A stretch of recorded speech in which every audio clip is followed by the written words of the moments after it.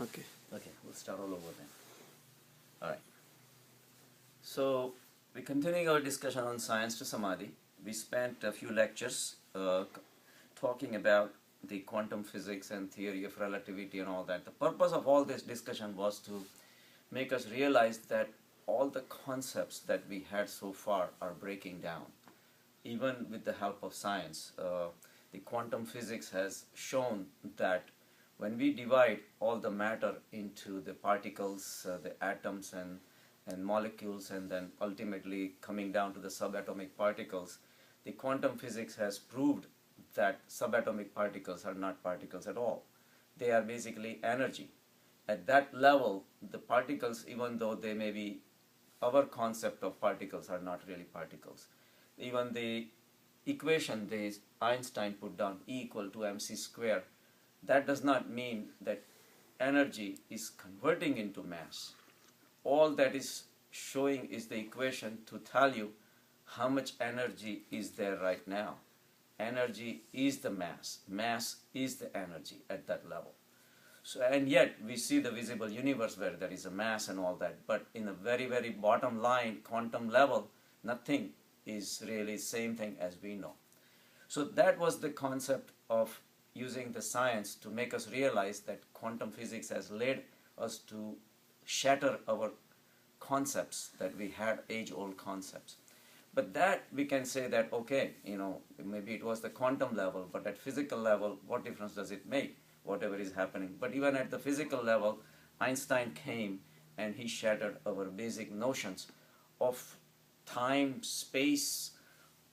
A lot of things really came into picture with the help of Einstein's theory of relativity and all that, even to the point of gravity. They say there is nothing like gravity. Gravity is just our concept, because the gravity is basically bending of the space-time fabric because of the heavy mass that the sun has. The space and the time fabric gets bent, and the planets are taking the path of least resistance, so it looks like they're going around the sun. There is no actual gravitational force that's one thing is pulled by the other. To exemplify that, Einstein gave an example of an elevator. For example, there is an elevator that is being continuously sucked up at a great speed, and there are people inside. Now, if you drop a ball, immediately the ball will fall because of the upgoing force of the elevator itself. Now, if you didn't know anything about it, and say you were born, for example, in that elevator, from the time you are born, all you have seen that whenever the ball is dropped, it touches the floor. And you will call that a gravity. Oh, okay. Right? Because you have nothing else to compare. But think, if the elevator was going down at a full speed and the ball was dropped, it will go up. It will go up.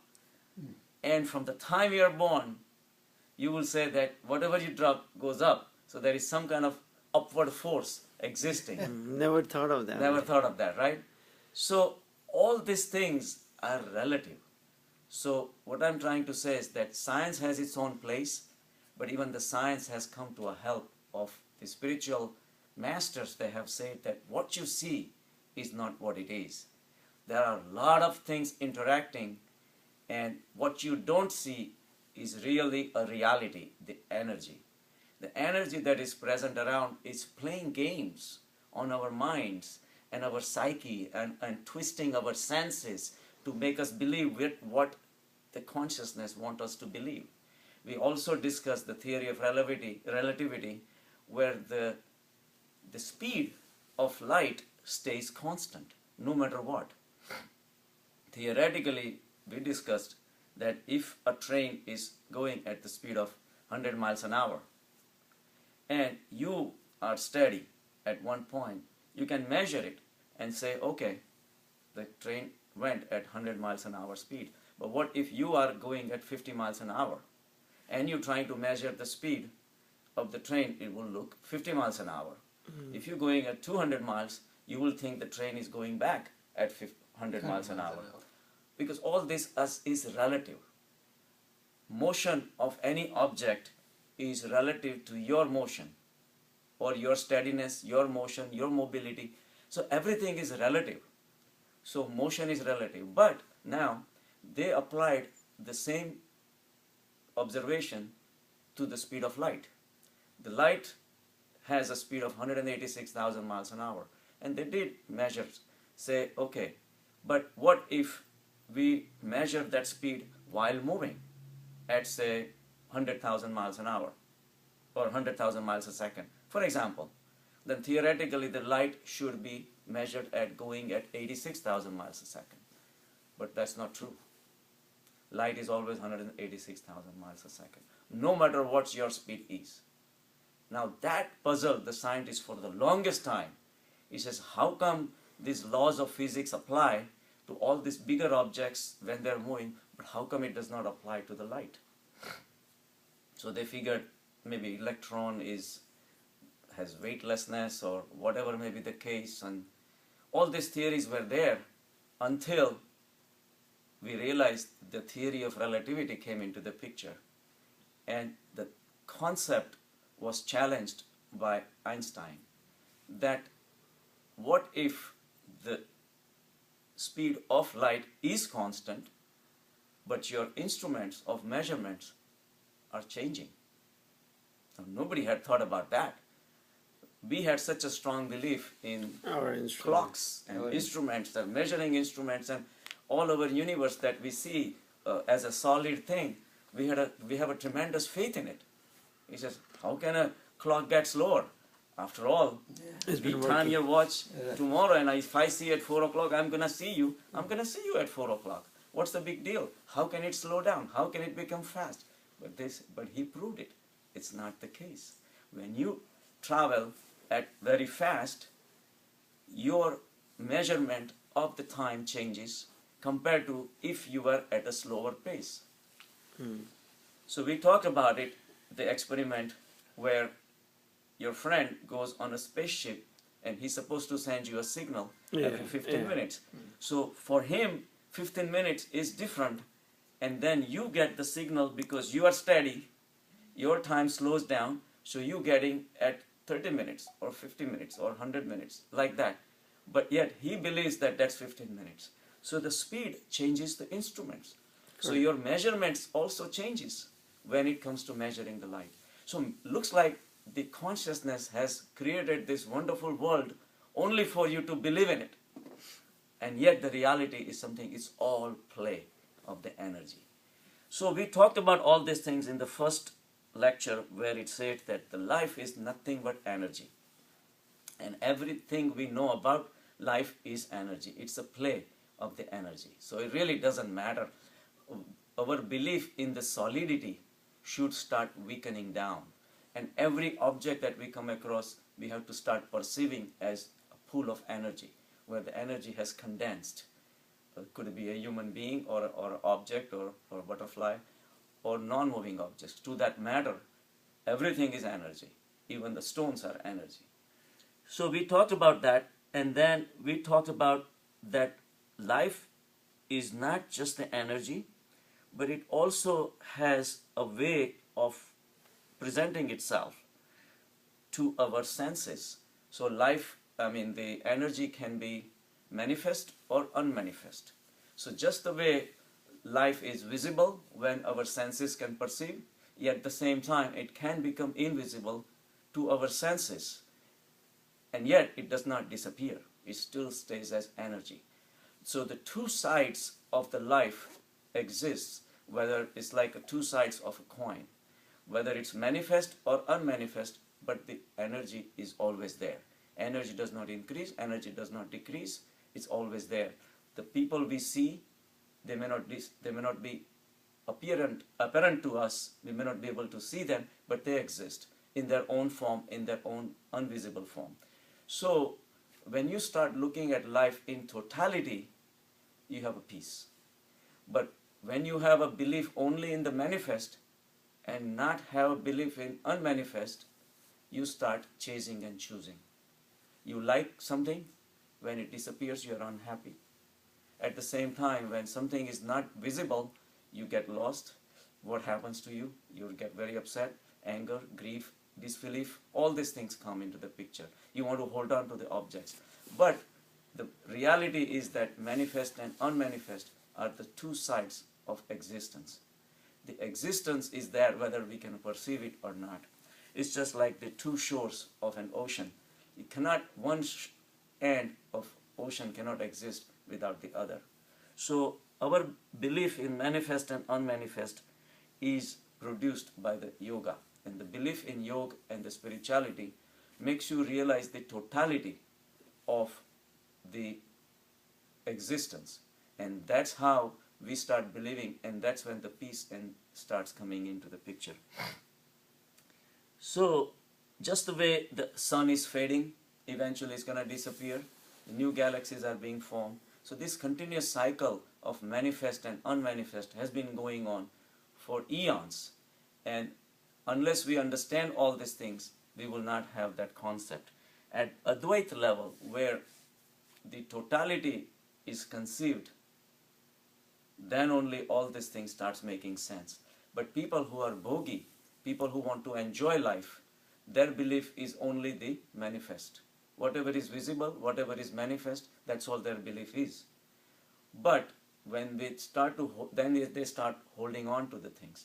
Yogi knows that whatever is here, it may not be here someday. Whatever is not here may appear someday. So all this game of appearance and disappearance becomes just a play for the yogi. He does not have belief in only the manifest.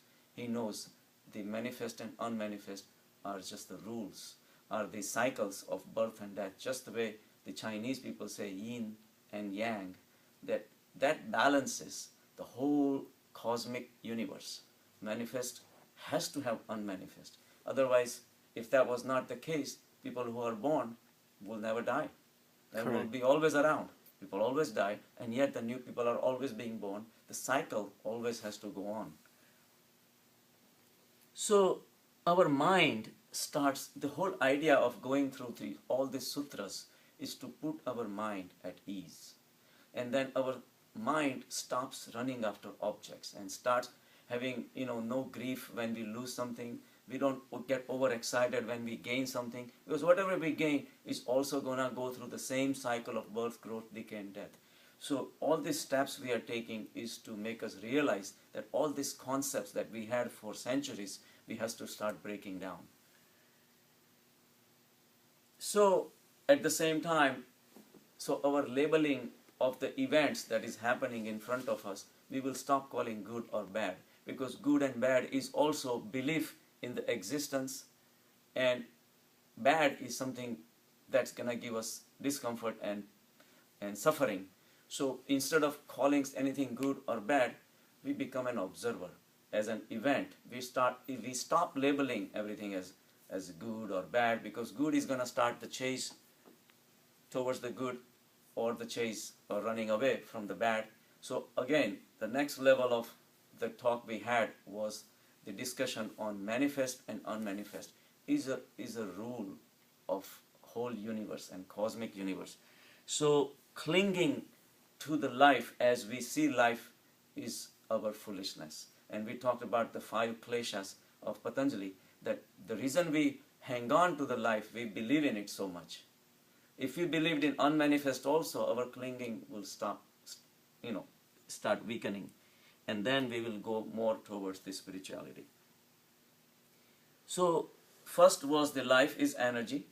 The second is the energy can be manifest or unmanifest. But both are manifestations of at the energy level, whether it's unmanifest to us or not. But energy never dies. So the third sutra we talked about was that between the two ends of manifest and unmanifest is also a connection. The spread that is happening is not a watertight compartment. It's not just black or white. It's kind of millions of shades of gray in between, connecting on both the spheres.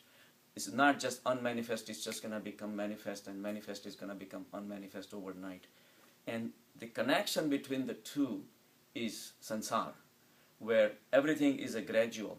Just like we talked about the dimmer light switch, when we turn it off, it doesn't just shut off right up, it just slows down and becomes dark. So darkness just does not have enough light, and the light does not have enough darkness to manifest. So full light is present with darkness at the same time, but it's just unmanifest. And when we go to the other extreme, when the 100% darkness to us is there, but there is an unmanifest light also present there. So the concept of a commingling of manifest and unmanifest is also another concept we have to start realizing and accepting, that everything is a gradual process, and continuously manifest is turning into unmanifest, unmanifest is turning into manifest. It's a continuous cycle, continuous process. Every time we eat, we call food or soil as, unmanifest, as there is not enough energy, but that's turning into us continuously. So manifest and unmanifest are a continuous process. They are not like fixed ends of anything. It's just like, on the contrary, unmanifest is responsible for the manifestation. Without unmanifest, manifestations cannot happen. So we talked about the seed in the seed, the tree is present. Now out of the seed, a monkey doesn't come out, a cat does not come out, only a tree comes out. Why? Because only the tree, definitely a tree, was in unmanifest form in the seed. And that is responsible for the tree to become manifest. Not a cat, not a cow, not a dog. So there is a fixed pattern in unmanifested form. So it's like a pendulum of a clock. When it's going to the left, if it does not go to the left, the enough momentum is not built up for it to go to the right. If it's just sitting in the center, for it to go to the right on its own will require tremendous energy. But what we don't realize, that when the pendulum is shifting to the left, it's building the momentum for the right to go to the extreme right. So the process of going to the left is responsible for the pendulum to go to the right.